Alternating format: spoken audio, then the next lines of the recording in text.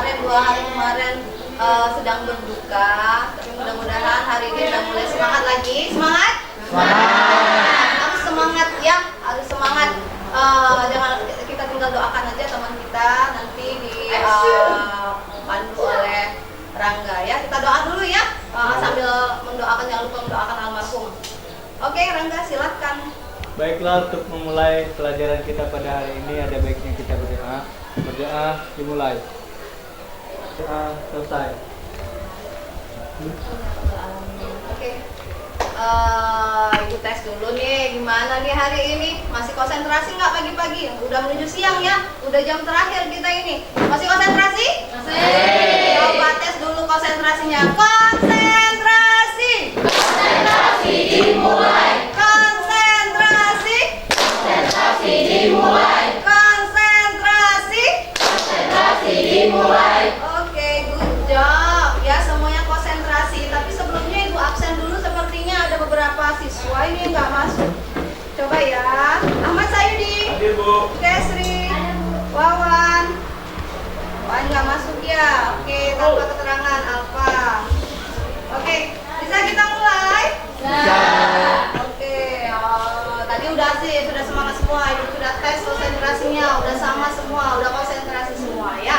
Jadi seperti pertemuan kemarin, janji kita untuk pertemuan hari ini kita masih lanjut tentang bab 2 pembangunan, pertumbuhan dan pembangunan ekonomi. Tapi submaterinya mengenai strategi dan kebijakan pembangunan ekonomi. Sebelum Ibu masuk ke materi strategi dan kebijakan pembangunan ekonomi, Ibu mau ingin tahu dulu, masih ada yang ingat gak sih materi sebelumnya? Coba Aisyah. Pertumbuhan ekonomi, Bu. Pertumbuhan ekonomi, materinya detailnya nak, apa aja di dalam pertumbuhan ekonomi? Buka catatan nggak apa-apa, biar inget. Ada yang bisa nambahin? Pertumbuhan dan perkembangan. Oke, Citra. Cara menghitung laju pertumbuhan ekonomi, kemudian jadi masalah ekonomi masalah pembangunan ekonomi untuk negara Indonesia. negara apa berkembang? Khususnya Indonesia, boleh. Jadi Ibu akan ulangi lagi materi sebelumnya, itu akan kita kaitkan sekarang. Kemarin kan kita membahas tentang masalah pembangunan ekonomi di negara berkembang. Kalau ada masalah harusnya ada solusinya, betul apa betul? Nah, solusi yang harus kita ambil, yang harus kita laksanakan biar masalah tersebut teratasi, itu namanya strategi. Nah, strategi dan kebijakan pembangunan ekonomi. Lanjut? Lanjut. Jadi udah paham ya. Jadi yang pertama, waktu pertemuan pertama itu kita membahas tentang pertumbuhan. Kita diawali dengan pengertian dulu, pengertian pertumbuhan ekonomi, pembangunan ekonomi, apa itu perbedaannya.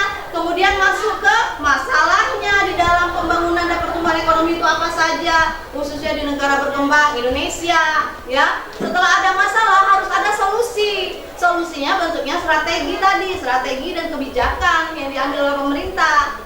Oke?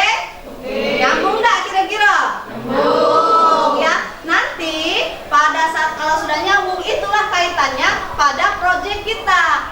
Proyek kita tadi sih linknya udah semua Ibu terima, udah. Tapi kita belum tahu apa hasilnya bagaimana ya. Jadi untuk video vlog pembelajarannya nanti dipresentasikan secara bergantian ya nak ya.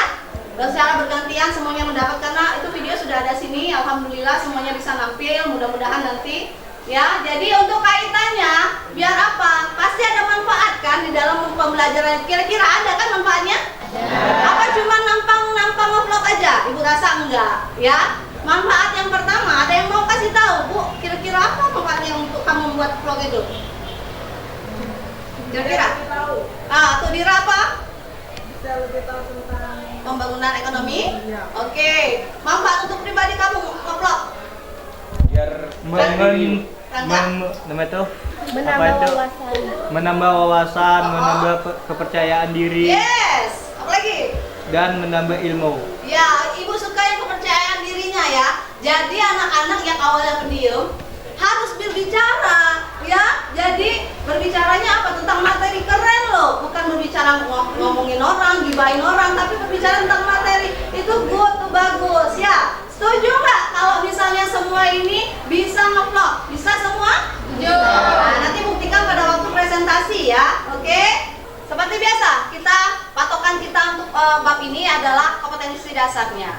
Kompetensi dasarnya adalah menganalisis konsep pertumbuhan ekonomi dan pembangunan ekonomi secara permasalahannya dan cara mengatasinya. Oke, tujuannya untuk agar siswa dapat menjelaskan strategi dan kebijakan yang diambil pemerintah untuk mengatasi masalah dari pembangunan ekonomi kemarin. Setelah itu, yang keduanya, siswa dapat mempresentasikan itu biar pede, jadi bisa presentasi gitu, bisa tampil semua, bisa ngomong semua, public speakingnya kita latih ya. Oke, itu tujuan dari pembelajaran kita. Selanjutnya, kata kuncinya untuk hari ini kebijakan dan strategi. Ingat itu aja. Kebijakan dan strategi itu ada dua, kebijakan dalam negeri dan luar negeri. Itu dibagi. Nah, sebelum lanjut, ada yang tahu apa sih? Pengetahuan awal aja. Perbedaan antara strategi dan kebijakan. Oke, strategi rencana, Citra. Kalau kebijakan? Tindakan. Kebijakan Iya. adalah keputusan. Oke, Rangga. Kalau kebijakan apa? Kebijakan adalah sebuah keputusan yang bisa diambil untuk Melaksanakan? Pertumbuhan ekonomi agar lebih baik. Oke, good job. Semuanya betul. Ada yang mau coba lagi? Jadi, strategi itu rencana. Ya, betul kata si Citra tadi, rencana. Rencana yang apa aja sih strategi kita? Sama. Kayak belajar aja. Belajar juga harus ada strategi. Nggak bisa nyelonong boy bebas gitu tuh ya. Jadi, strategi itu rencana tindakannya. Sedangkan kebijakan adalah seperangkat pedoman tindakannya. Ya. Jadi strategi itu baru rencana. Oh, rencana aku A, B, C, D. Kemudian atau gini, rencana strategi aku untuk lulus kuliah. Kan kita tujuan kita kan universitas, mudah-mudahan ada rezekinya kita kuliah. Jadi strategi kita biar kuliah itu apa? Biar belajar. Kemudian kebijakan kita apa? Mungkin belajarnya rajin, catatannya lengkap. Nah, itu jadi lebih detail ya. Jadi kebijakan itu adalah tindakannya. Kalau strategi rencananya. Oke, lanjut. Jadi kalian harus tahu bahwa kebijakan itu lebih rendah dari strategi, atau kebijakan itu adalah bagian dari strategi. Next. Strategi pembangunan ekonomi. Jadi strategi pembangunan ekonomi ini adalah tujuannya untuk memperkecil kegagalan dari strategi yang mumpuni itu. Jadi kan semuanya kita tidak bisa memastikan semuanya harus berjalan dengan lancar. Nah, minimal dengan kita melaksanakan strategi pembangunan ekonomi, masalah-masalah itu teratasi walaupun tidak 100%, itu maksudnya. Ya. Jadi strategi itu dibagi menjadi dua, kebijakan dalam negeri dan kebijakan luar negeri. Kalau dalam negeri itu di mana coba? Kalau di Indonesia dalam negeri itu di mana? Pemerintah. Siapa lagi? Rakyat. Kalau luar negeri?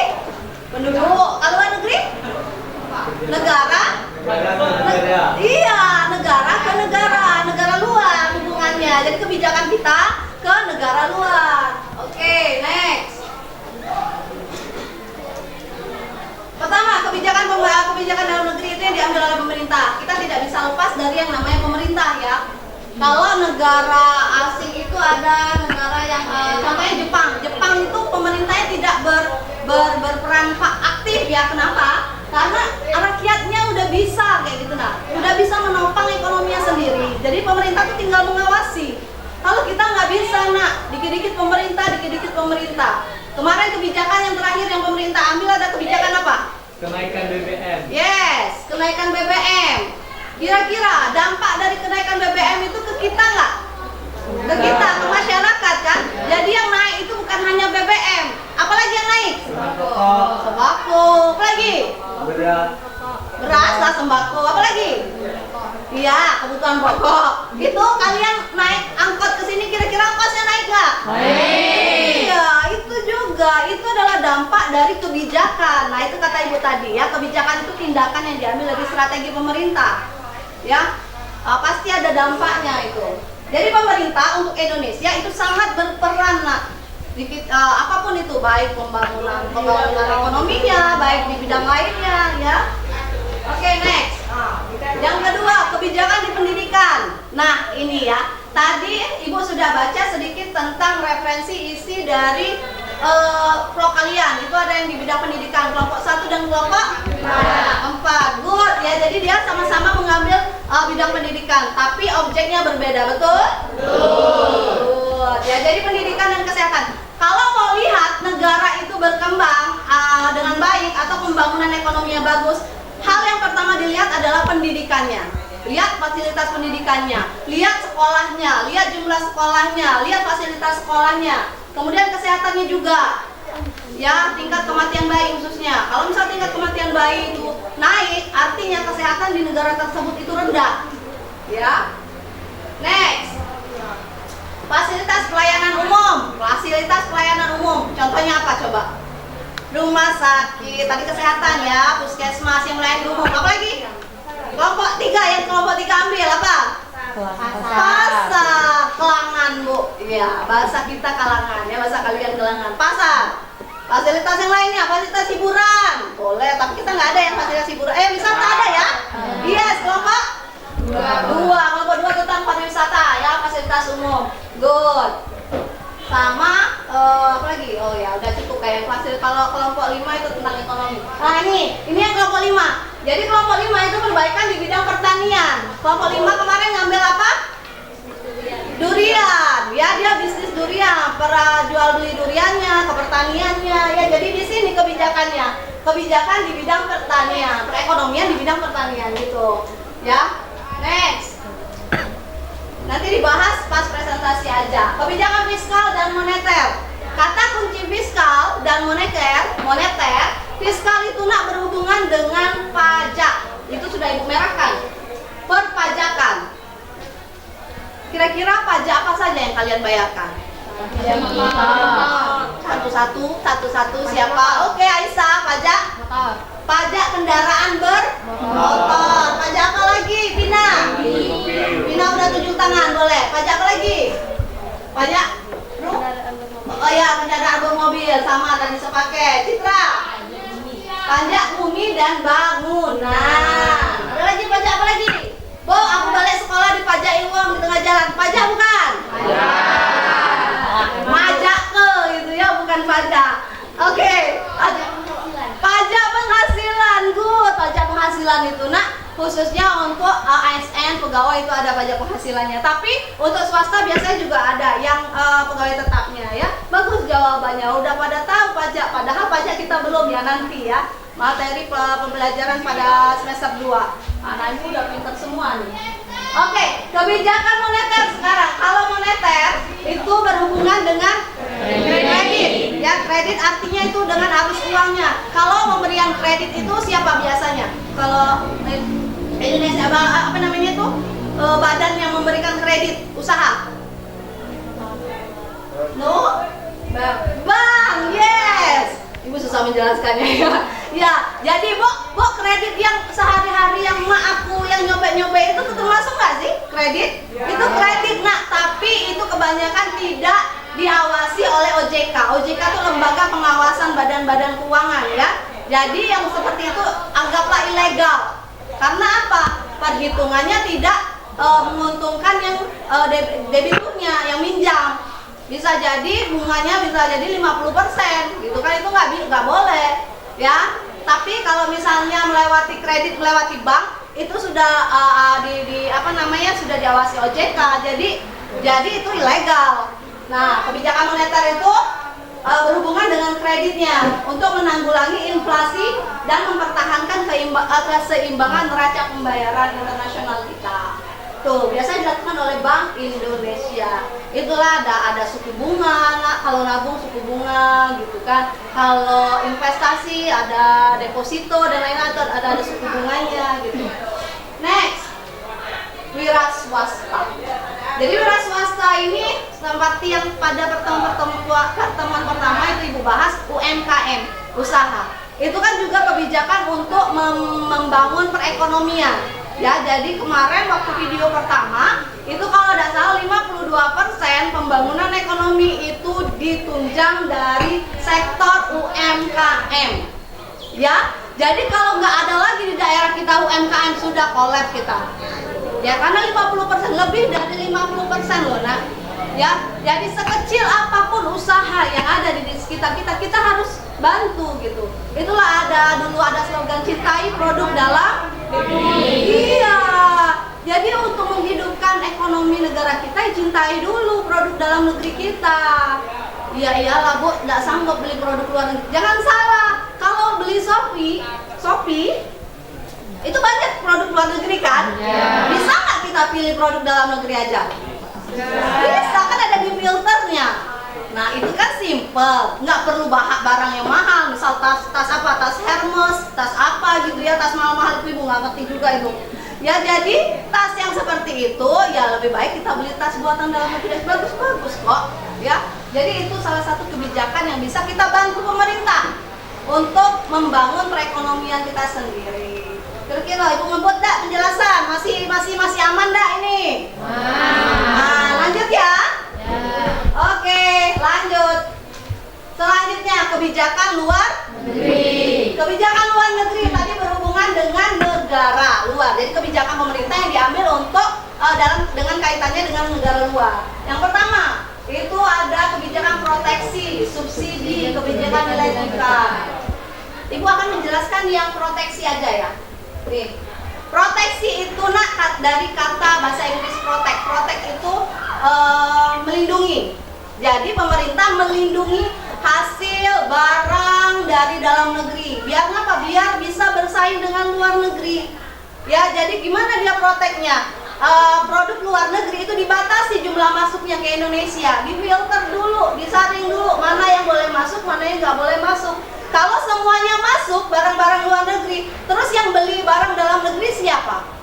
Kalau nggak ada yang beli barang dalam negeri, sudah nggak ada yang jual lagi, nggak ada yang pembangunan ekonomi udah kolab, ya nggak bisa lagi. Jadi makanya harus diprotek. Salah satu caranya itu protek barang dari luar negeri itu dibatasi. Selanjutnya bantuan teknis, mengatur dan membentuk tim internasional, memberi nasihat perdagangan pada negara maju, menyediakan pelatihan dan fasilitas tenaga ahli dan sebagainya. Sekarang kemarin kalau tidak salah Citra itu ngomong bahwa di dalam itu ada perusahaan sawit yang dari Cina, betul? Ya. Nah dari Cina itu semuanya karyawannya tidak mungkin dari Indonesia semua, nggak bisa. Nah mereka pasti bawa tenaga ahli. Nah, tenaga ahli ini juga dibatasi. Kalau semuanya dari karyawan semuanya diambil dari Cina, ngapain di Indonesia? Terus yang rakyat Indonesia, yang penduduk Indonesia, yang penduduk lokalnya kerja apa?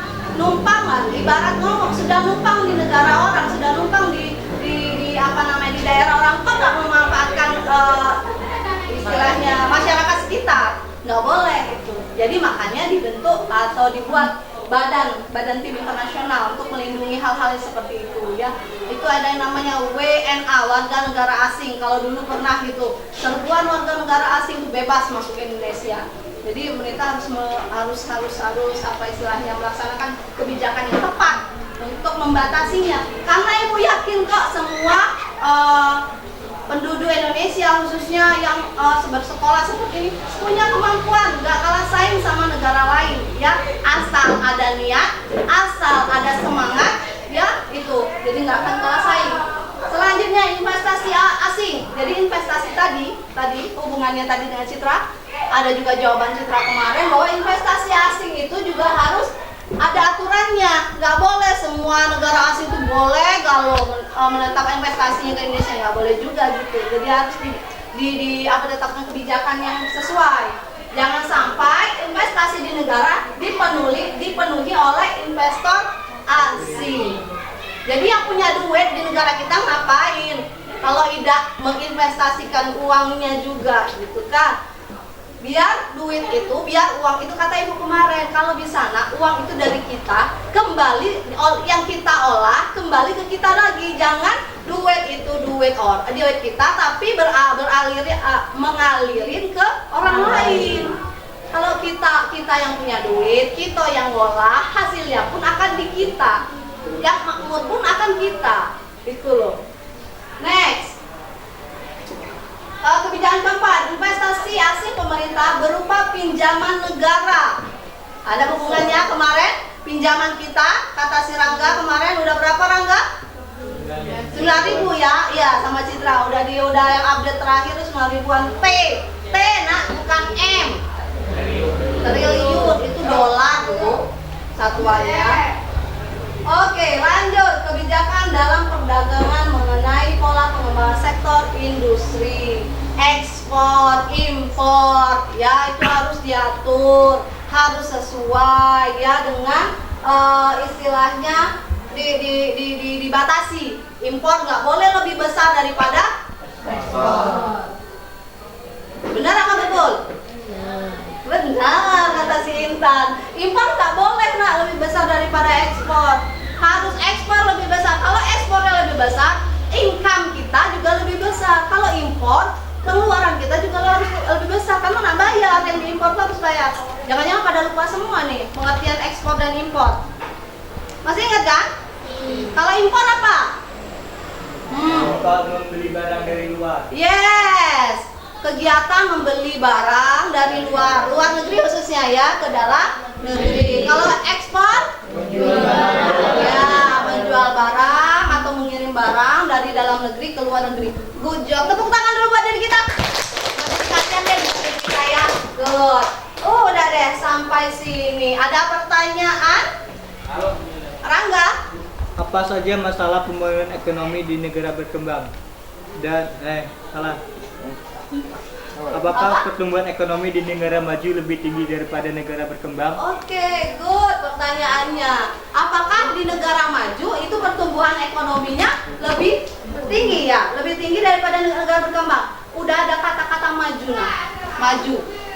Kalau maju udah pasti di depan. Kalau berkembang itu di belakang dari negara maju. Pasti pertumbuhan ekonominya lebih maju. Tapi bukan berarti negara-negara luar negeri itu semuanya maju, enggak.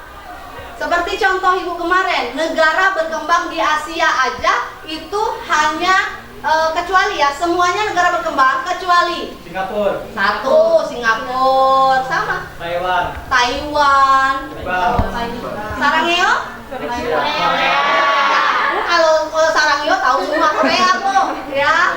Ya, itu negara maju di Asia. Negara lain ada di benua Amerika. Enggak semuanya itu negara maju, enggak. Australia juga. Yang maju di Australia itu hanya negara Australia dan kalau nggak salah Selandia Baru. Yang lainnya negara berkembang sama. Tapi negara berkembangnya juga ada tingkatan nak, ya nggak sama dengan kita gitu. Apa kemudian negara Afrika itu semuanya hampir semuanya ibu belum dapat referensi kalau misal negara Afrika itu semuanya negara berkembang. Mungkin ada negara maju tapi kayaknya sulit di Afrika ya gitu. Memang kenyataannya untuk pertumbuhan ekonomi negara maju itu lebih tinggi nak daripada negara berkembang. Ada lagi sebelum kita Intan?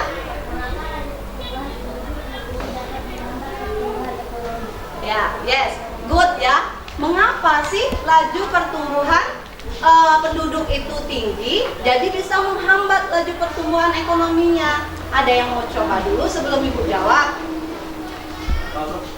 Mengapa? Ini Intan bertanya, mengapa laju pertumbuhan penduduk bisa menghambat laju pertumbuhan ekonomi? Karena lapangan pekerjaan telah terpenuhi. Dan yang belum bekerja itu belum mempunyai lapangan pekerjaan. Oh iya, itu.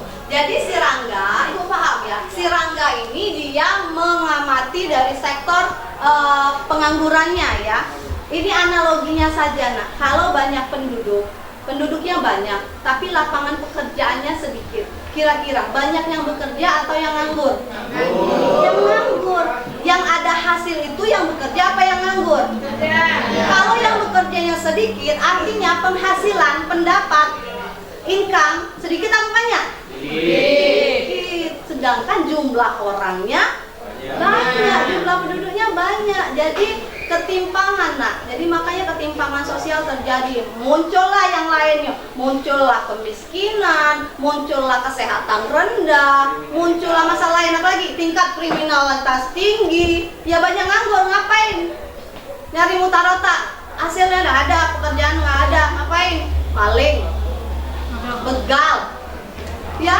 Ya jadi jangan sampai lah anak-anak ibu pikiran sampai sana, mudah-mudahan nggak ada ya. Cuman kita belajar bagaimana menganalisis masalah itu timbul akarnya dari mana gitu, ya. Bisa jadi kemiskinan menjadi akar masalah, bisa jadi. Bisa jadi jumlah penduduk menjadi akar masalah dari pertumbuhan ekonomi, bisa jadi. Ya? Gimana Intan? Mengerti? Ada lagi nak? Cukup? Kalau cukup, ending kita presentasi mengenai vlog pembelajaran. Ibu juga penasaran loh lihat hasil vlog kalian. Lanjut kita vlog? Oke, good job semua. Kita lanjut vlog. Mulai dari presentasi kelompok berapa nih? Satu. Satu siap nggak? Siap dong. Give applause dulu buat kelompok satu. Silakan.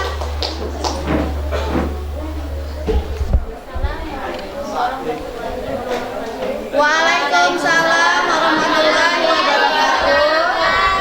Perkenalkan, kami dari kelompok 1.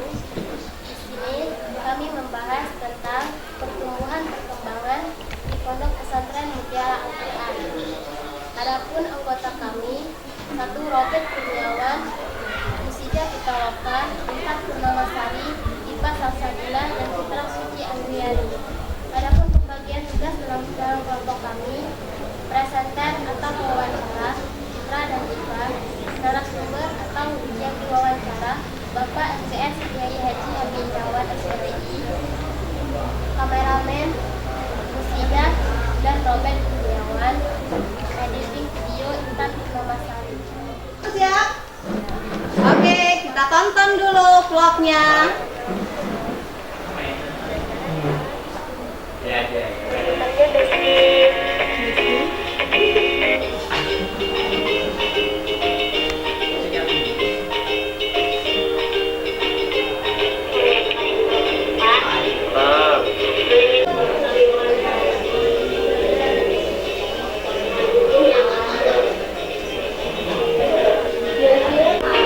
Karena sama-sama tahu di beberapa kesempatan Pak juga pernah diwawancarai oleh YouTuber Sumatera Selatan, Dika Sandra Athena. Waktu itu mungkin ada yang pernah dengar, ada yang pernah menyimak dari apa yang Pak sampaikan. Nah, sekarang sudah ada dan santrinya sekarang ini sebagian besar 80 sampai 90% itu dari Kecamatan Selangit, mulai dari Haru, ada yang dari Muratara, ada yang dari Kota Tegal dan Mutiara.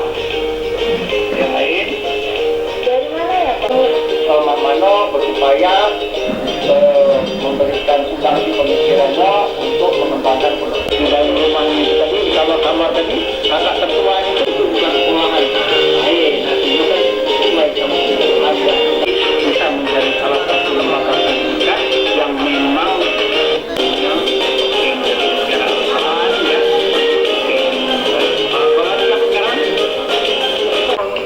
Program seperti ini dilakukan dalam rangka untuk meningkatkan kualitas bangsa. 2. Dikaitkan dengan pembangunan sekolah khususnya di Selangit pada Ponpes Mutiara Al-Quran telah berjalan dengan baik, sesuai dengan kebijakan pemerintah untuk wajib belajar 12 tahun. Ya, oke. Amazing sekali ya. Ibu lihatnya untuk video vlog pembelajaran. Ibu tanya dulu, sudah pernah buat video vlog pembelajaran belum? Belum. Ini perdana ya. Yuk, silakan. Jika ada pertanyaan ingin ditanyakan, kami persilakan.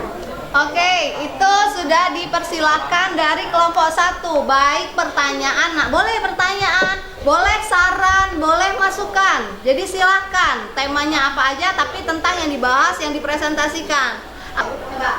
Saya Rangga dari kelompok 4 ingin memberikan saran. Soalnya tadi kan suara narasumber dan ke presenter itu kurang jelas karena backsoundnya terlalu keras. Jadi kalau buat lagi nantinya bukan membuat lagi video vlog, tolong backsound itu dikecilin. Sudah? Sudah. Oke, gimana? Ini Saja ya, sebab Ya, kau tepuk tangan dulu. Ya, tadi kan udah ibu tanya tuh, udah pernah belum bikin vlog? Belum. Jadi ini perdana. Ibu memaklumi dan teman-temannya pasti juga memaklumi. Ini sudah cukup baik, nah bukan cukup baik, malah baik ya, bagus gitu ya. Udah pede. Tapi masukkan dari rangkanya supaya backsoundnya lebih kecil dibandingkan suara. Boleh backsound besar ketika tidak ada kegiatan wawancara. Mungkin begitu Rangga? Oke, diterima masukannya? Terima. Good. Oke, yang lain ada lagi nak? Sinta mau nanya apa? Kapan pondok pesantren Al-Quran didirikan? Oh itu, silakan ditanggapi. Pondok pesantren ini dibangun pada tahun 2008, akhir 2007. 2008 akhir 2007.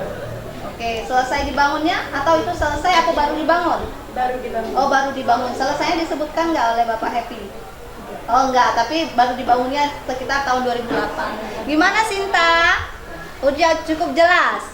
Oke, kelompok lain ada yang mau coba? Oke. Perkenalkan, nama saya Cindy Ayu Pertiwi dari kelompok 4. Di sini saya akan mengajukan pertanyaan.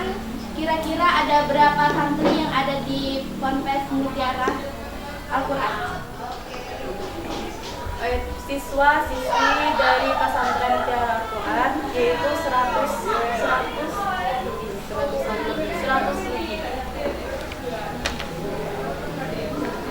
lebih? Itu dari kelas 1 sampai kelas 3-nya? Oh, 100 lebih, kurang lebih 100 lebih ya, pastinya belum tahu. Tapi jumlahnya 100 lebih. Oh, kata Pak Happy pun jawab seperti itu. Oke. Jadi, Ibu memperjelas ya, Cindy, bahwa narasumber memberikan informasinya untuk jumlah siswanya kurang lebih 100 lebih. Bukan kurang lebih, 100 lebih. Ya, kalau pastinya belum tahu karena memang datanya tidak dikasih ya. Oke, sayang sekali. Gimana Cindy? Cukup pertanyaannya? Oke, cukup. Good. Ada lagi yang penasaran mau kasih saran? Saya Pina dari kelompok 5 ingin mengajukan pertanyaan. Apakah pesantren Mutiara menerima murid pindahan? Oh ya, jawabannya menerima Diva. Menerima. Apalagi? Ada lagi? Singkat, padat, jelas. Yang dikaitkan dengan materi ada? Apa sudah jelas materi yang disampaikan oleh kelompok 1? Sudah bagus. Kelompok 3 mungkin ya Ibu bisa minta tolong sama kelompok 1 untuk membacakan kembali kesimpulannya. Karena tadi kan backsoundnya mungkin lebih besar. Coba kesimpulannya, poin kesimpulannya dibacakan kembali yang mengenai kaitan materinya. Silakan, siapa?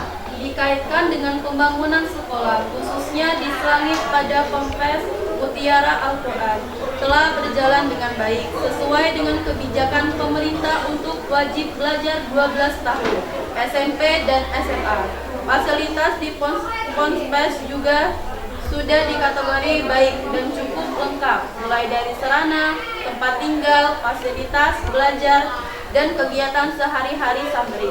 Kesimpulannya, kebijakan dan strategi pembangunan di bidang ekonomi di daerah Kecamatan Selangit sudah dikategori dengan baik. Sudah? Sudah. Oke, tepuk tangan dong untuk kelompok 1.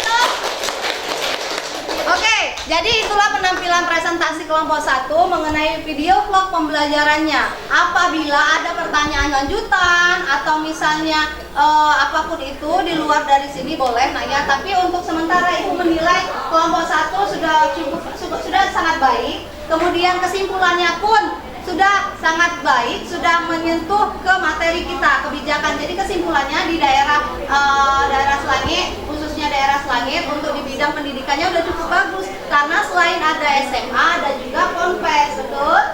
Ya, dan jumlah dan fasilitasnya pun memadai, ada fasilitasnya. Kemudian jumlah siswanya pun cukup banyak. Oke, good job. Tepuk tangan lagi dong untuk kelompok 1.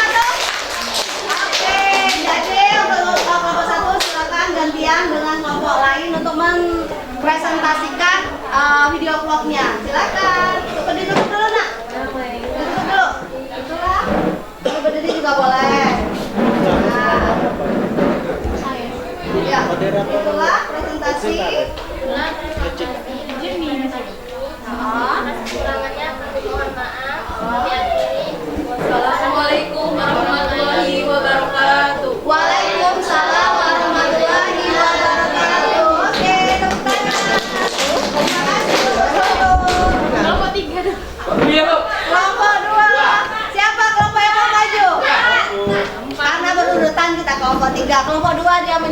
kelompok 3 dulu ya. Kalau kelompok 3 mundur, baru kelompok 4. Lanjut.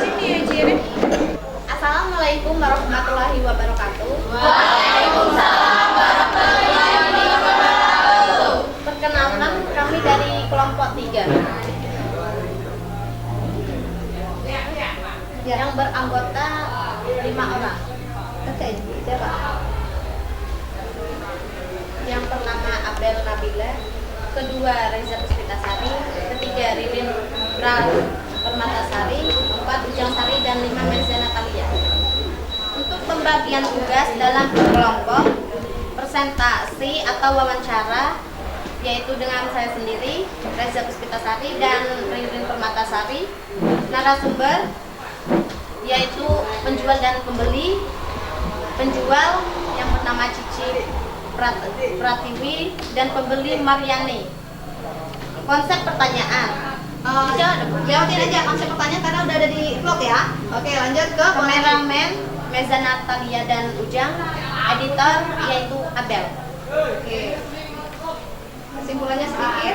Lokasi Atau objek video vlog yaitu bertempatan di Desa Muara Nilau, Kecamatan Selangit, Kabupaten Musirawas. Keterkaitan konten video vlog dengan materi, pembangunan ekonomi ingin terlaksanakan, diperlukan saran dan prasarana yang baik untuk menunjangkan semua kegiatan, terutama bagi penyediaan fasilitas, pasar kalangan Desa Muara Nilau, Kecamatan Selangit, Kabupaten Musirawas. Coba kalau fasilitas tersebut tidak ada, pasti kegiatan ekonomi juga akan terhambat. Maka dari itu, pada saat ini pemerintah mulai memprioritaskan pembangunan infrastruktur jalan untuk pasar kalangan. Oke, sudah cukup? Oke, jadi itu dari deskripsi singkat isi vlognya. Sekarang kita lihat sama-sama vlognya. Jika ada yang penasaran, nanti bicara lagi nah ya, angcungkan tangannya bertanya lagi. Oke, mulai. Assalamualaikum warahmatullahi wabarakatuh. Pagi ini tepat pada hari Selasa pukul 7.30 kami berada di Pasar Kalangan Desa Muara Nilau, Kecamatan Selangit, Kabupaten Musirawas. Oke guys, langsung saja kita cari penjual untuk kita tanya-tanya. Haha. Ya boleh. Mbak, apakah ibu berjualan setiap hari di sini? Ya, setiap hari Pak.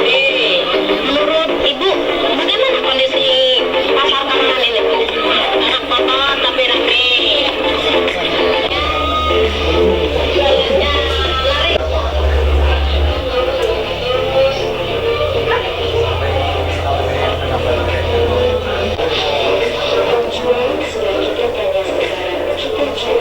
Bagaimana kebersihan pasar ini? Seberapa sering ibu belanja di pasar ini? Tiap hari Selasa saja? Oke Bu, terima kasih atas waktunya. Diperlukan semangat berdasarkan yang bagi ibu untuk melindungi semua kegiatan, terutama bagi penyediaan fasilitas pasar kalangan Desa Muara Nilau.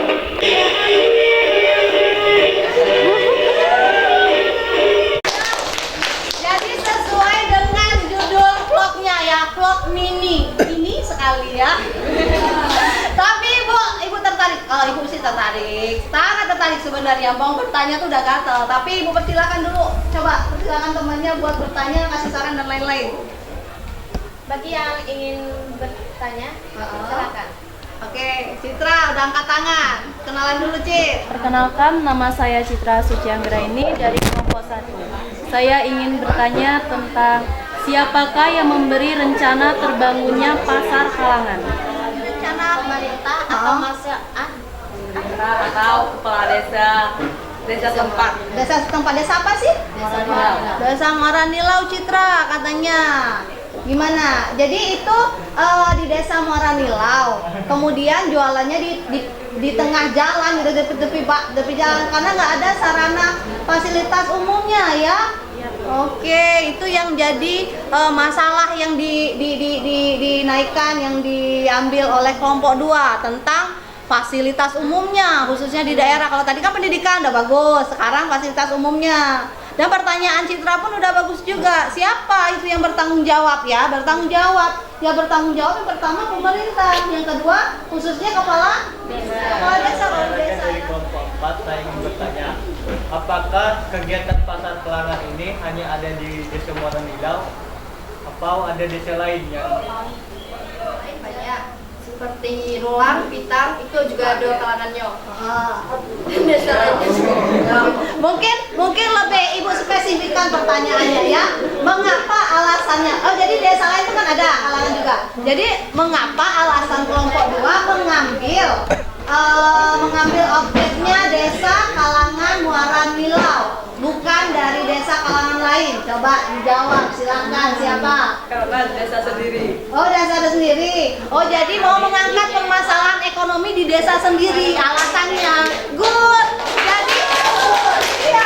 Jadi kan ini kan kita upload di YouTube kan. Jadi bisa orang lain tuh lihat, pemerintah lihat, ini loh pemerintah di desa kami pasarnya nggak ada. Makanya orang-orang berjualan di pasar. Siapa tahu pemerintah lihat. Siapa tahu besoknya pemerintah langsung menurunkan bantuan untuk membangun pasar. Gimana? Bagus nggak? Ada nggak manfaat kita? Ada.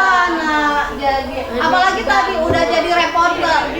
Reporter ya, bukan reporter cilik ya, reporter bener gitu, calon-calon reporter.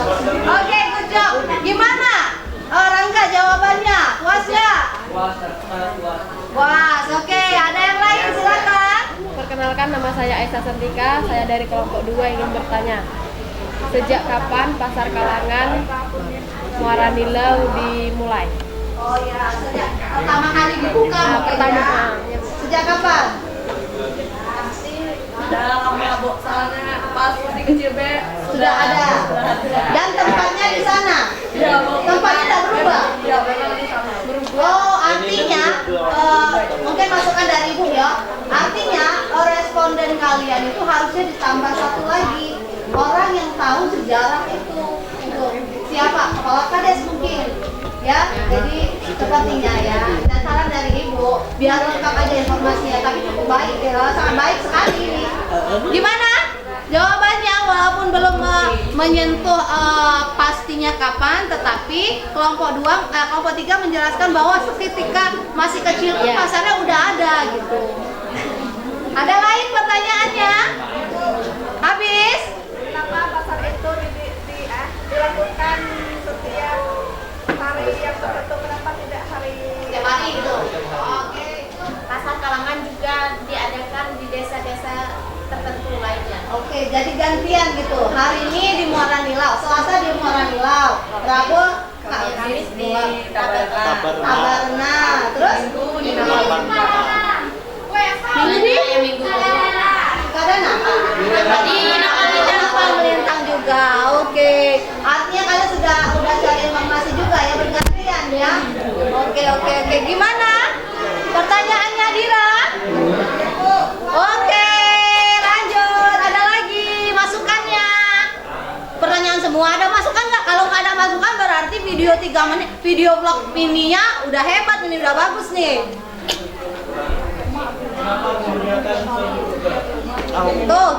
Tuh. Ada pertanyaan dari Rangga. Kenapa menggunakan soundnya dari Google? Enggak suara sendiri gitu. Karena tidak pede. Oke. Tidak pede suara tapi pede dengan muka, nggak apa-apa. Nah, udah cantik ya. Jadi reporter tadi udah bertanya sama penjual dan pembeli, cukup berani. Tinggal dipedein lagi dengan bakat suaranya. Iya dah. Ya, bagus itu. Next, ada lagi? Cukup? Oh, Citra, satu lagi. Terakhir ya. Kenapa per kelompok tidak ditampilkan di kamera? Oh iya, yang tampil tadi? Oh, udah ada perkenalan tadi ya? Iya, tidak ada perkenalan. Bajunya beda juga. Oh ya, oke. Kenapa coba dijelasin? Karena kemarin ada yang diganggu banyak yang positif. Oke. Jadi bisa mabuan. Oh, artinya Ibu simpulkan keterbatasan waktu. Itulah kenapa kemarin Ibu bilang ya jadwal kita mundur karena kita dapat musibah. Jadi benar-benar tidak fokus ngerjain tugasnya. Tapi alhamdulillah selesai ya. Dan semuanya ikut andil semua kan? Enggak ada istilahnya yang manis manja ya. Ikut semua kan?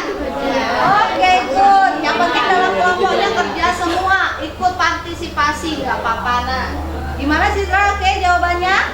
Ya dimaklumi ya, karena kemarin pekerjaannya itu terbatas dengan musibah kita kemarin. Ya, Ibu rasa untuk penampilan kelompok 2 kita cukupkan? Cukup? Oh, satu lagi. 3 cukup? Cukup. Gimana good? Tepuk tangan dulu untuk kelompok 3. Terima kasih kelompok 3 ditutup dulu. Kami dari kelompok 3 kami akhiri. Assalamualaikum warahmatullahi wabarakatuh. Waalaikumsalam warahmatullahi wabarakatuh. Waalaikumsalam warahmatullahi wabarakatuh. Kami dari kelompok 4 ingin membahas strategi pembangunan dan kebijakan ekonomi di bidang pendidikan. Perkenalkan, nama saya Cindy Ayu Pertiwi. Di sini saya bertugas sebagai presenter. Perkenalkan, nama saya Sukendri. Saya di sini sebagai penyantar materi. Perkenalkan, nama saya Ahmad Sayudi. Saya bertugas di kameramen.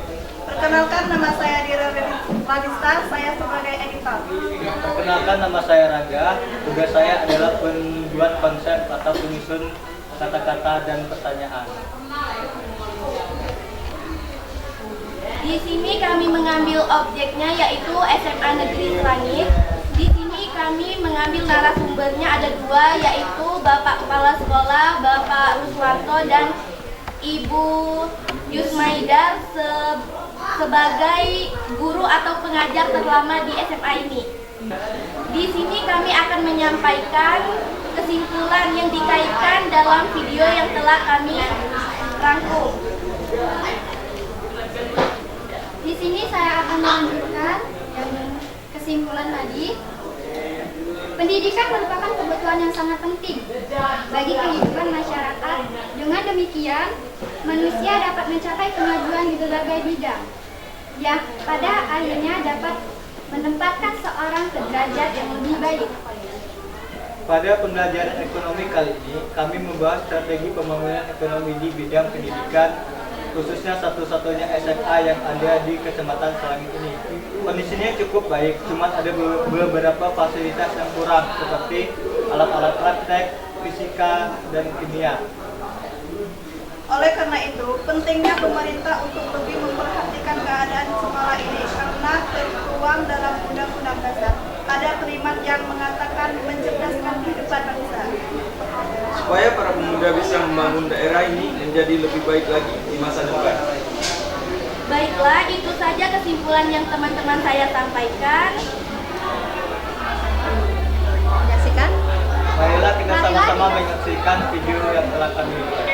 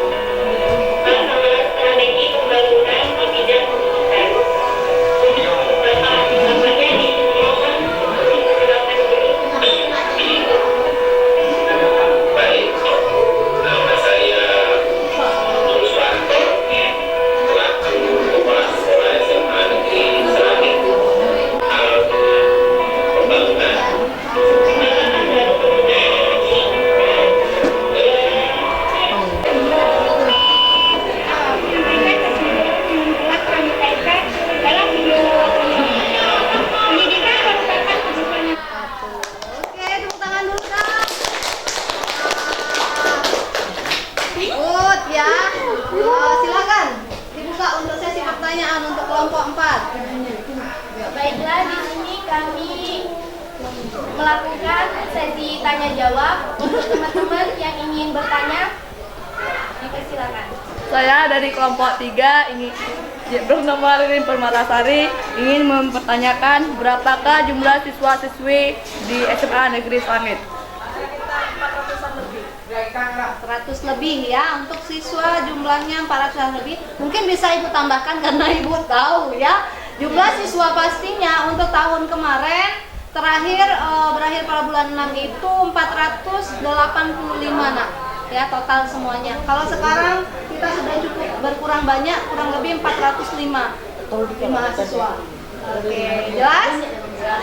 Oke, good. Pertanyaan lain? Saya ini dari kelompok 5 ingin menanyakan berapakah dana untuk bangunan yang sekarang? Bangunan yang sekarang apa yang diserang? Kurang. Dana yang digunakan menurut dari kepala sekolah kemarin itu sekitaran 334 juta. Oh, dananya bersumber dari apa? Itu yang ditanyain ini. Ya. Itu dari dana bos atau Ya. Ya. Jadi ada bantuan pemerintahan Dini, namanya itu bantuan operasional sekolah atau disingkat BOS. Dan dana alokasi khusus itu biasanya untuk bangun nak. Ya. Di seberang itu ada bangunan baru ya. Oke, gimana jawabannya Dini? Puas? Oke, good. Artinya udah sip nih referensi sumbernya dikumpulin sama kelompok 4. Ada lagi mau bertanya nak? Perkenalkan, saya Intan Purnamasari dari kelompok 1. Saya ingin bertanya, kapan SMA Negeri Selangit ini didirikan dan kapan selesainya? Baiklah, saya ingin menjawab pertanyaan dari Intan. SMA Negeri Selangit ini berdiri pada tahun 2007. SMA ini belum terdiri seutuhnya sekolah, masih menginduk dari SMA Negeri Terawas. Gurunya juga baru ada beberapa, sekitar 10 orang. Selesainya sekolah ini dibangun pada tahun 2008. Itu cuman ada beberapa kelas, kalau nggak salah 5 kelas. Kelas 10 1, kelas 11 1, kelas 12 1, dan ruang guru.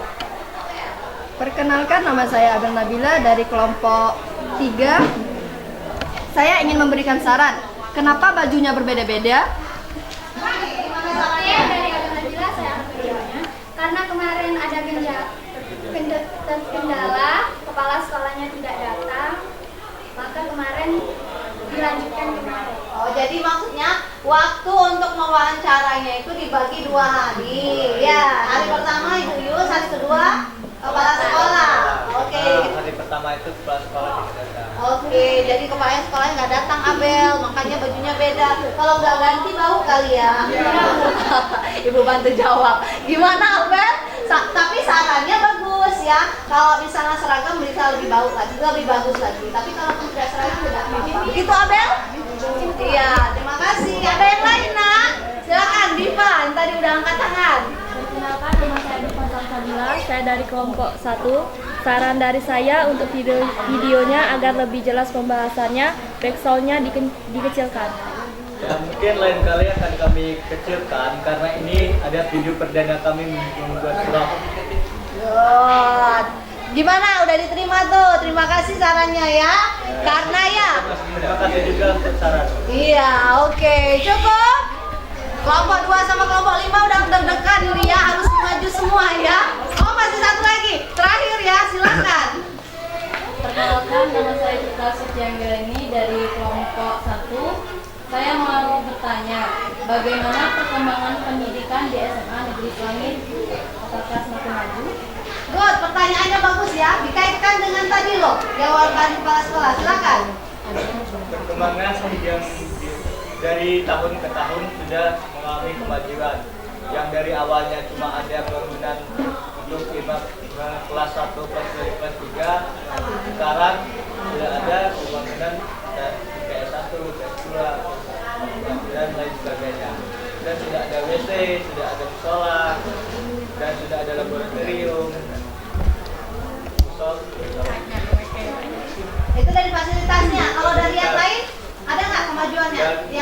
juga tambahan pengajar. Tambahan pengajar, jumlah gurunya ya bertambah. Oh, oke, apa lagi? Ada yang menyoroti tentang alumni? Kira-kira? Ada beberapa prestasi. Oh, yes, good. Prestasinya contohnya apa, Nak? Atlet voli banyak. Oke, lebih ke olahraga ya. Terus Olimpiade. Sains. Yes, Olimpiade Sains juga udah bagus, kita dapat ada siswa yang maju ke tahap berikutnya ya. Oke, itu udah intinya kasih kesimpulan bagi kita. Intinya pendidikan di SMA selanjutnya mengalami kemajuan dari tahun ke tahun. oke, baik dari fasilitas maupun dari kualitas. Yes, gimana Citra? Cukup jelas, terima kasih. Ibu rasa untuk kelompok 4 sudah cukup ya. Kita lanjut ke kelompok 5 atau 2? Kelompok 2. Oke, kelompok 2. Silakan ditutup. Bagus, biar dulu. Oke, itu saja yang dapat kami rincikan dari video yang telah kami buat. Jangan lupa di subscribe, like, and comment. Jadi, wabillahi taufiq wal hidayah. Wassalamualaikum warahmatullahi wabarakatuh. Waalaikumsalam warahmatullahi wabarakatuh. Gimana? Jom kelompok 4. Yo, kelompok 2 yo, maju. Aduh, ayo. Assalamualaikum warahmatullahi wabarakatuh. Waalaikumsalam warahmatullahi wabarakatuh. Kami dari kelompok 2 yang beranggota 6 orang. Pertama Aisyah Santika, kedua Teja Harum, ketiga Rafi Jaka Kusuma, keempat Sinta Riza, 5 Suci Maensari, 6 Abasri. Pembagian tugas dalam kelompok. Presenter atau wawancara Aisyah Santika dan Teja Harum. Narasumber yang diwawancara Pak Yanto, warga lokal. Kameramen Rafi dan Abasri. Edit video Suci Maensari. Lokasi objek video blog wisata Lubuk Tunggu.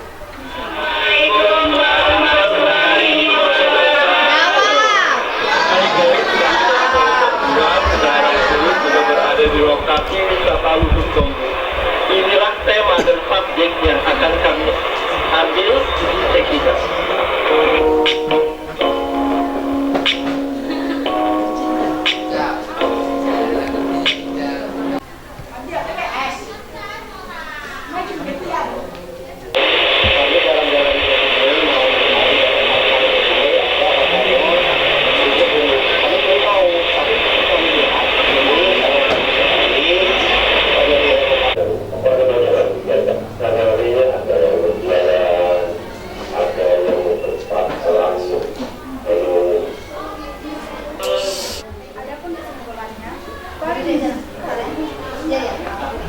Berdiri aja biar masuk ke mainan enak. Tuh. Pariwisata merupakan sebuah industri yang multisektoral karena dalam pelaksanaannya memiliki keterkaitan langsung dengan berbagai bidang industri lainnya, baik secara langsung maupun tidak langsung.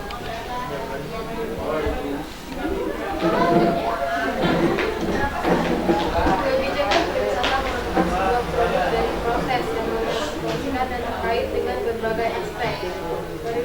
Pariwisata disebabkan oleh besar pada level lokal, nasional, dan internasional dalam konteks perubahan lingkungan. Kebijakan pada pariwisata menjadi media yang strategis bagi terbentuknya pemasaran potensi wisatanya. Oke, selesai? Oke, silakan buka forum diskusinya, Nak. Silakan bagi teman.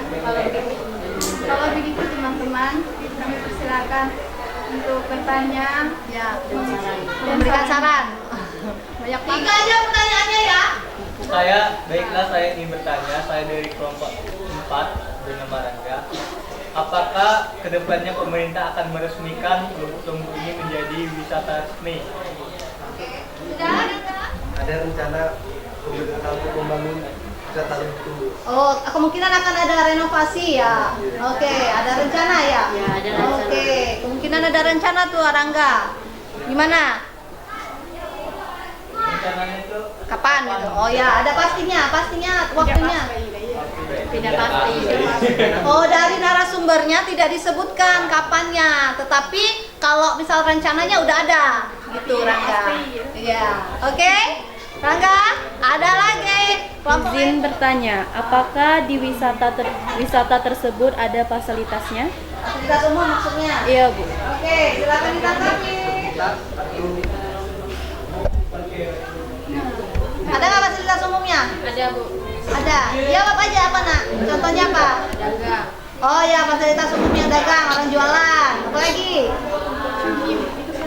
Itu saja.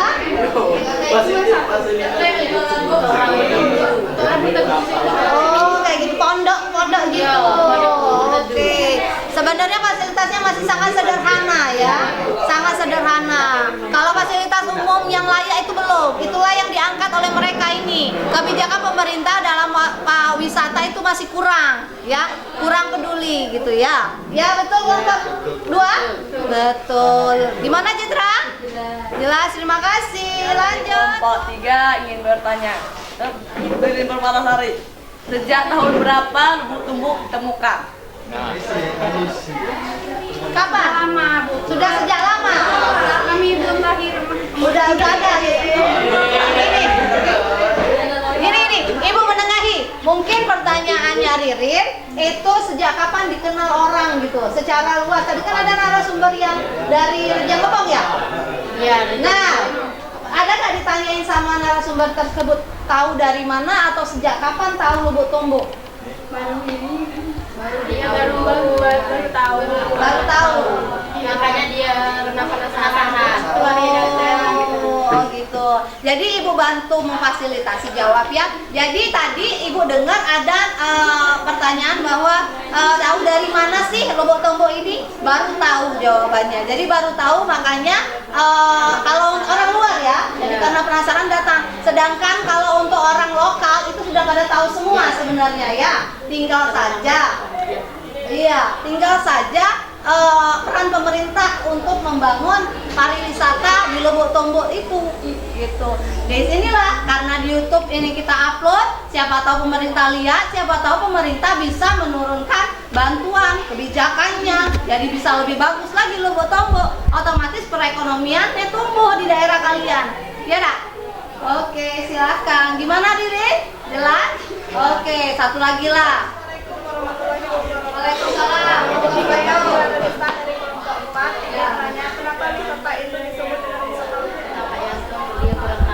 Oh, sumbernya. Oke. Dari sumber yang ditanyai oleh kelompok 2, sumbernya nggak tahu. Itu sejarah Lubuk Tumbuh atau siapa yang memberi nama Lubuk Tumbuh nggak tahu Dira. Ya, jadi mungkin tapi ada sumber yang tahu itu. Cuma tidak berkesempatan untuk mewawancarai. Ya itu, jadi karena ada halaman wawancara kemarin, yang mengetahui itu nggak bisa diwawancarai, ya. Kalau memang masih penasaran kita janjian be, yo ibu galak sih kok melo.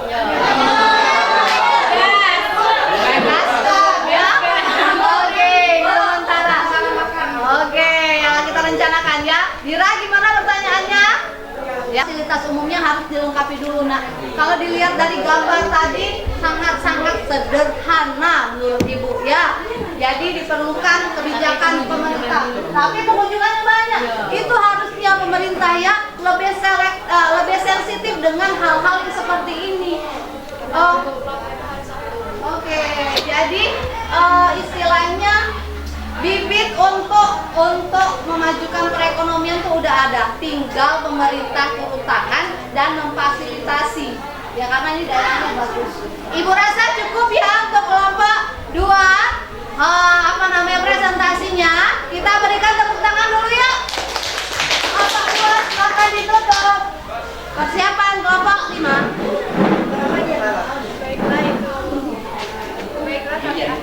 Assalamualaikum warahmatullahi wabarakatuh. Waalaikumsalam warahmatullahi wabarakatuh.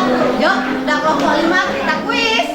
Assalamualaikum warahmatullahi wabarakatuh. Kami dari kelompok 5 ingin apalagi dikaitkan dengan pemerintahan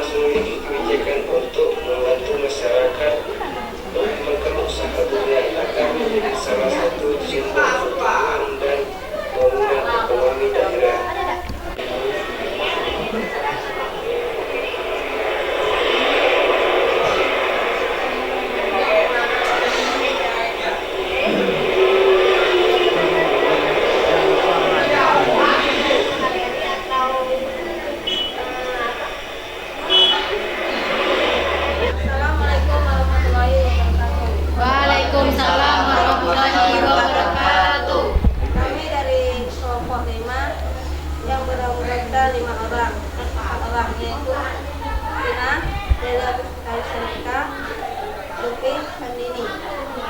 Pembagian tugas dalam kelompok peserta adalah Puspita, Musafika, dan Hayatullah.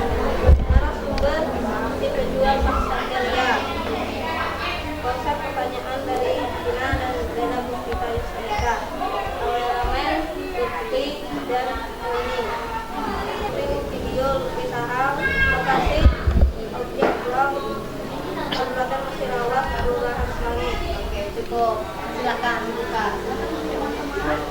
Silakan bagi teman-teman yang ingin mengajukan pertanyaan. Ya, ayo. Perkenalkan, nama saya Aisyah Santika, saya dari kelompok 2 ingin bertanya. Beberapakah penghasilan penjual durian tersebut sehari ya? Ingin menjawab penghasilan si penjual saya sekitar 200.000 Per hari.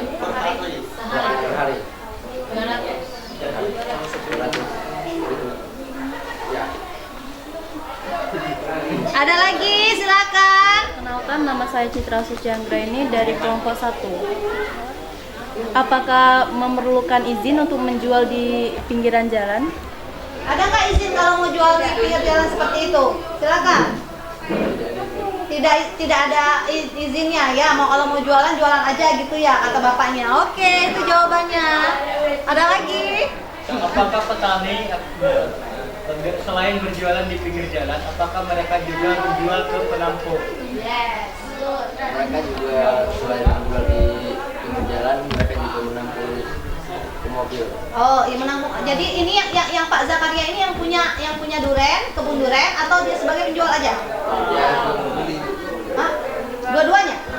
Oke. Jadi itu jawabannya Rangga, gimana? Sudah cukup? Cukup ya? Gimana, ada pertanyaan lain? Oke, kalau sudah kita cukupkan ya, karena sudah ini kita akan kuisis, siap-siap. Oke, silakan ditutup kelompok 5. Kami akhiri. Assalamualaikum warahmatullahi wabarakatuh. Waalaikumsalam warahmatullahi wabarakatuh. Oke, good job semuanya, anak-anak ibu hebat-hebat ya. Semua video vlognya bermanfaat. Hanya saja ada beberapa yang akan ibu bahas. Ibu refleksi dulu ya dari kelompok. Ibu refleksi dulu dari kelompok 1 ya.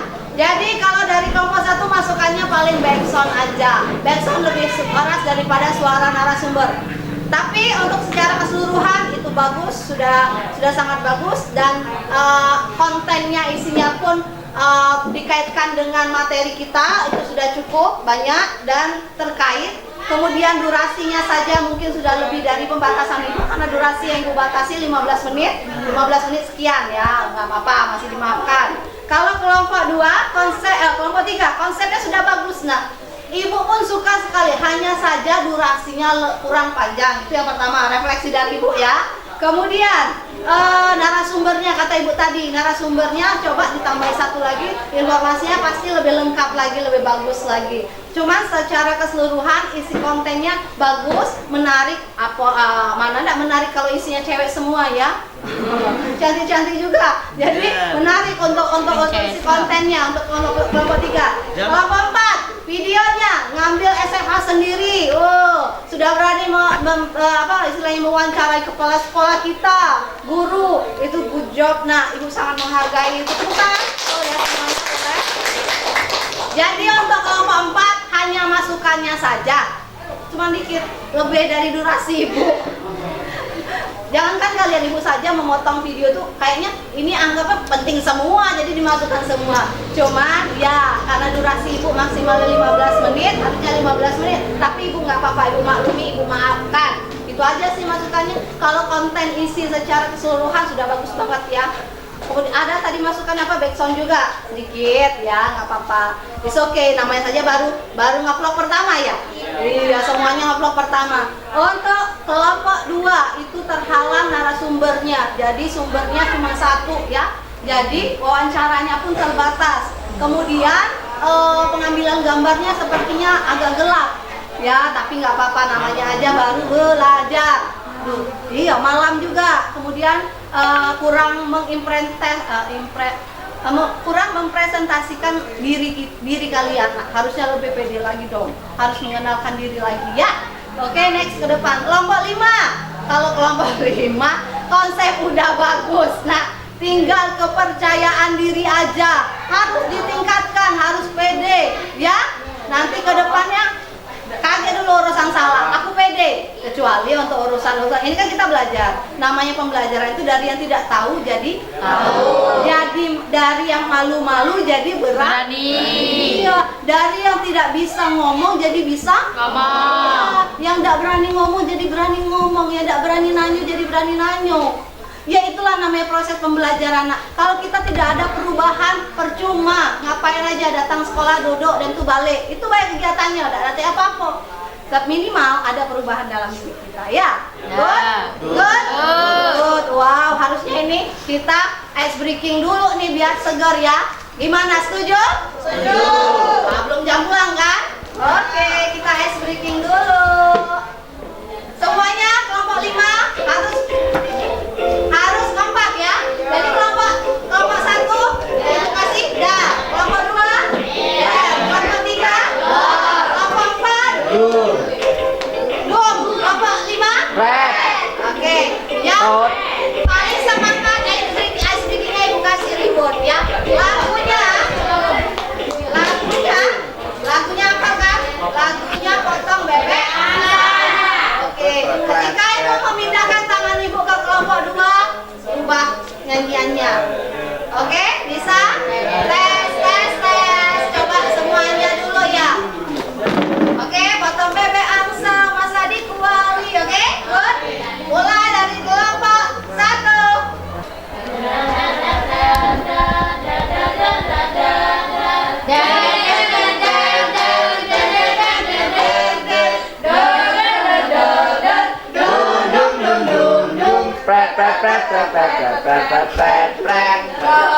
Oke, tepuk tangan semua.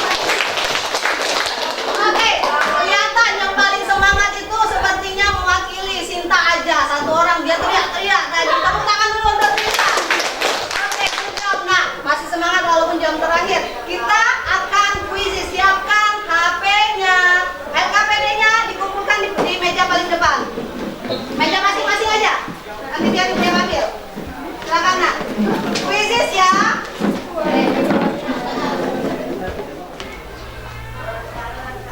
Oke, silakan. Masuk. Go, kuisis. Suaranya tenang.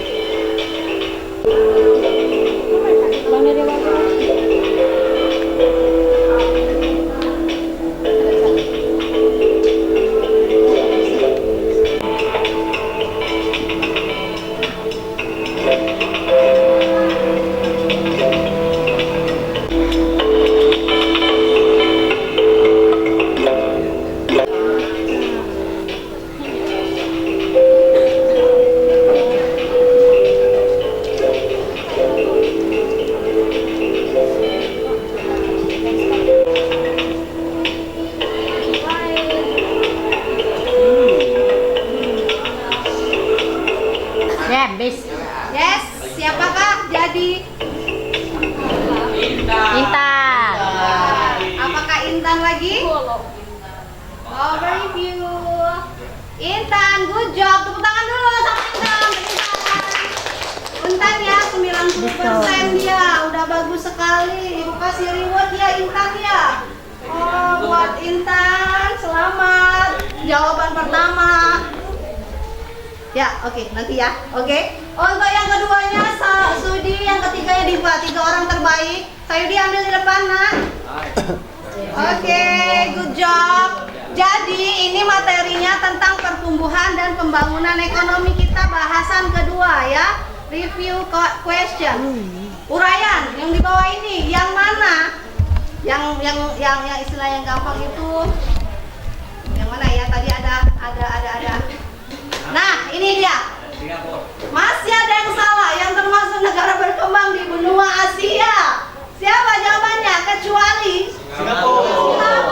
Masih ada jawaban Indonesia, Filipina. Oke, itu koreksi kita untuk pertanyaan kuis kita ya. Untuk berikutnya kita perbaikin lagi. Selanjutnya penilaian Ibu berdasarkan observasi Ibu, kelompok terbaik untuk presentasi dan video vlognya itu jatuh kepada kelompok berapa? 4. Oke, 4 ya. Boleh, Sayudi? Semua ini. Smile, Sayudi. Nih. Selamat ya Sayudi, kelompok 4. Good job. Silakan dibawa dulu. Kita dengar ya. Kita kan besok kumpul lagi, ketemu lagi ya. Oke, untuk ice breakingnya tadi sesuai dengan janji Ibu, ini ice breakingnya paling semangat itu kelompoknya. Udah tahu tadi siapa? Ini Sinta. Silakan Sinta maju ke depan. Sampai teriak-teriak, sampai tepuk tangan untuk Sinta ya. Silakan. Bagi-bagi yuk Sinta. Ini silakan. Ya, jadi dibagi. Biar tambah semangat belajarnya nak. Ya, tepuk tangan buat kita semua. Oke, kita penutup kita. Ibu mau tahu sih resume kita hari ini, apa yang kalian dapatkan hari ini? Silakan angkat tangan. Lagi-lagi Rangga. Resume hari ini yang kami dapatkan adalah memperluas wawasan. Kami jadi tahu negara-negara yang apa saja yang berkembang, negara apa saja yang maju, ciri-ciri negara berkembang, ciri-ciri daerah maju. Kemudian apa lagi? Kemudian yang kita bahas tadi yang di slide itu apa? gimana cara membuat video vlog? Video vlog. Oke. Ada yang mau tambahin? Kebijakan dan strategi. Oke, ditambahin. Oke. Kebijakan luar negeri dan kebijakan dalam negeri. Oke, kebijakan luar negeri dan kebijakan di dalam negeri ya. Jadi bisa tahu bedanya strategi dan kebijakan. Terutama ada satu lagi dong yang dapat manfaat dari ngevlog. Boleh ada yang ngomong? Ada? Kelompok Intan lagi. Coba kelompok Intan silakan. Melatih public speakingnya. Jadi berani ya Intan ya. Good job. Ada lagi? Kreativitas? Gimana? Nambah apa berkurang? Nambah. Yang awalnya nggak tahu editing video jadi bisa tahu editing video. Good job. Kemudian apa lagi? Sebelumnya yang belum bisa atau yang belum ada upload YouTube, jadi akhirnya ada? Bisa kan? Bisa semua kan? Ya. Ada semua jadinya YouTube-nya. Jadi insya Allah bermanfaat untuk pembelajaran kita hari ini. Oke, kita cukupkan sampai di sini. Untuk pertemuan berikutnya itu ke ke perencanaan ya, ke strategi perencanaan materinya, strategi perencanaan pembangunan untuk pertemuan berikutnya ya. Ibu sudah meletakkan link untuk Google Form penilaian diri dan penilaian sejawat, tinggal klik, tinggal isi ya, oke? Oke, kita tutup pembelajaran kita hari ini dengan doa. Silakan Rangga. Baiklah, untuk mengakhiri pelajaran dan proses belajar mengajar kita pada hari ini, ada baiknya kita berdoa. Berdoa dimulai.